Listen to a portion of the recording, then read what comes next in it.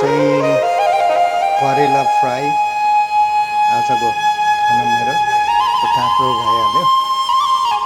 यहाँ चाहिँ अब सिमी भनौँ न राजमा अनि यहाँ ह्याकुला बब ह्याकुला पनि छ अनि यो चाहिँ लौका भइहाल्यो मिक्स अनि करेन्ट च्याउचाउ है साथी।